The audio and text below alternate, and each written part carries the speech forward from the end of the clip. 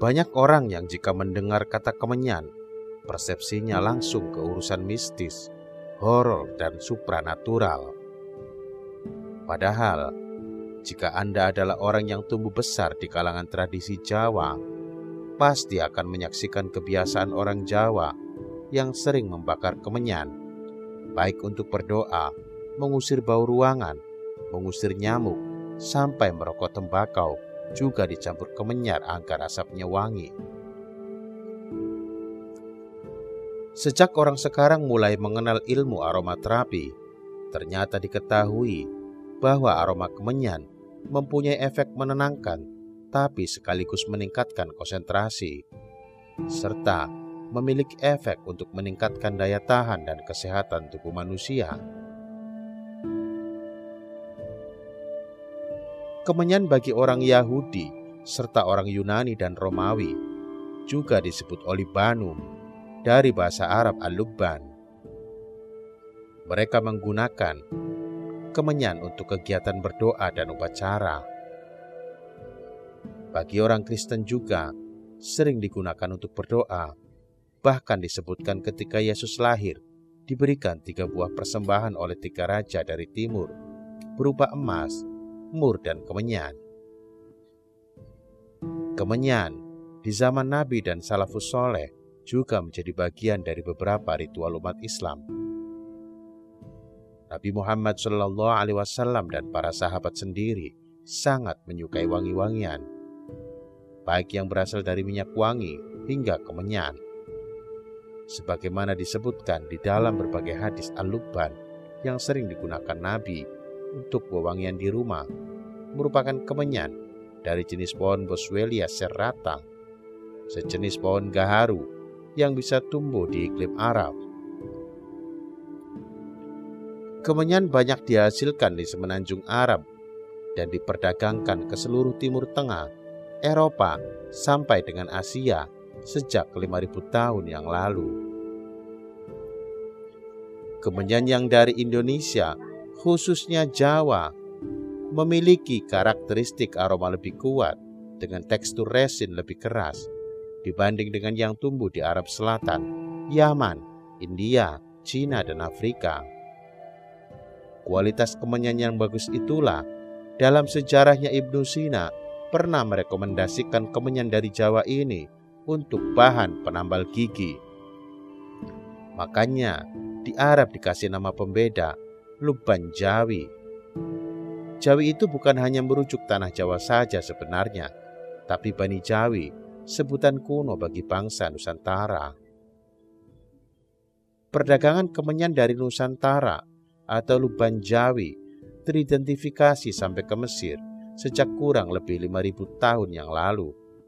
Tercatat dalam sebuah mural yang menggambarkan karung kemenyan diperdagangkan dari tanah Pun menghiasi dinding kuil Mesir kuno Ratu Hatshepsut yang meninggal sekitar tahun 1458 sebelum Masehi. The Cambridge History of Africa juga menyatakan bahwa para Fir'aun Mesir kuno mengimpor jenis kemenyan dari Indonesia bersama rempah-rempah.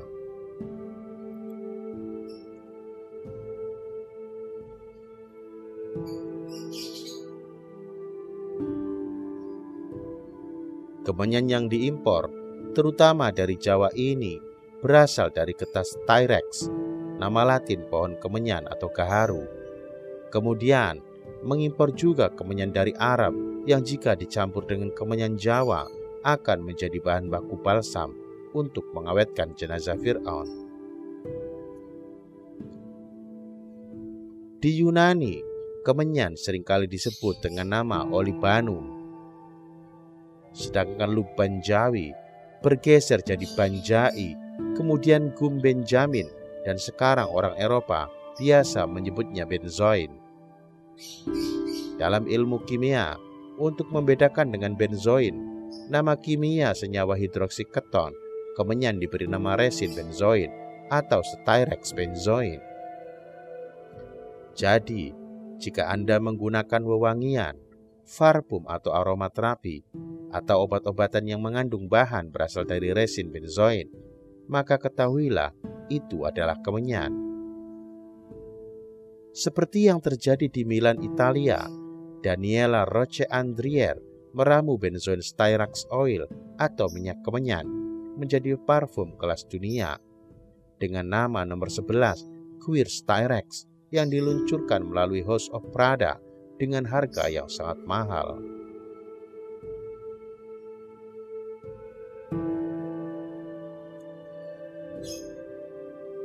Lewat cerita turun-temurun, masyarakat Tapanuli percaya kemenyan itu dibawa dari Pelabuhan Barus yang dulu pernah menjadi pelabuhan besar menuju Timur Tengah hingga ke Bethlehem. Di berbagai daerah, penyebutannya berbeda, yaitu kemenjen dalam bahasa Pakpak, Dairi, keminjen dalam bahasa Karo, dan menyan dalam bahasa Jawa. Menurut catatan sejarah, salah satu pusat perdagangan kemenyan di wilayah ini pada masa lampau adalah Pantai Barus atau Vansur, sebuah pelabuhan penting ketika itu di pantai barat Pulau Sumatera. Secara sporadis dalam beberapa buku yang ditulis oleh Heine disebutkan bahwa pelaut-pelaut Timur Tengah melihat dan mengatakan tanaman kemenyan tumbuh baik pada ketinggian 900 sampai 1200 meter di atas permukaan laut. Sementara Benyo Pusarak menyebut kemenyan Laos tumbuh baik pada 800 sampai 1600 meter di atas permukaan laut. Cina dan India sejak abad pertama telah membawa kapur barus dan kemenyan dari Tapanuli. Kegunaannya adalah untuk bahan pengawet mumi para raja di Romawi dan Fir'aun di Mesir. Disebutkan pada masa itu hingga beberapa abad kemudian, kemenyan dan kapur barus asal Tapanuli ini tergolong barang mahal yang nilainya lebih tinggi daripada emas. Sebuah legenda yang beredar di masyarakat menyebutkan bahwa pada suatu hari ada seorang gadis miskin yang akan dikawinkan dengan seorang laki-laki kaya, melarikan diri ke dalam hutan untuk menghindar. Ketika menengadahkan tangannya ke arah langit sambil berdoa, dia disambar petir dan menjadi sebuah pohon kemenyan. Getah ini yang kemudian dipercayai sebagai air susu dari gadis tersebut, katanya diperuntukkan bagi orang miskin.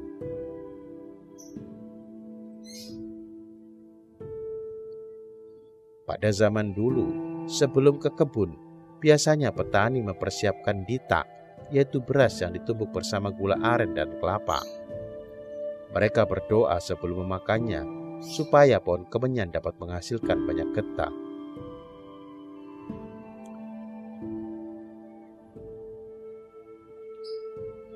Kemenyan adalah salah satu ukupan yang disucikan atau hak ketoret dijelaskan dalam Alkitab Ibrani dan Talmud, digunakan dalam upacara ketoret. Kemenyan diperkenalkan kembali ke Eropa oleh tentara salib yang dinamakan Frankish. Meskipun nama Frankish mengacu pada kualitas, tetapi bukan dengan para Frank itu sendiri. Meskipun lebih dikenal dengan nama kemenyan bagi orang barat, getah ini juga dikenal sebagai olibanum.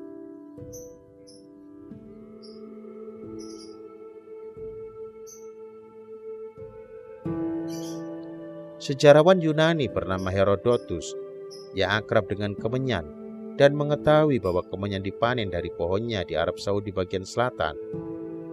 Dia juga melaporkan bahwa getah berbahaya untuk dipanen karena ular berbisa juga hidup di pohon-pohon tersebut. Getah ini juga disebutkan oleh Theophrastus dan Pliny the Elder dalam bukunya Naturalis Historia. Penulis dan adat orang Cina yang bernama Inspektur Zhao Rubua juga menulis tentang asal-usul kemenyan dan eksistensinya di perdagangan Cina.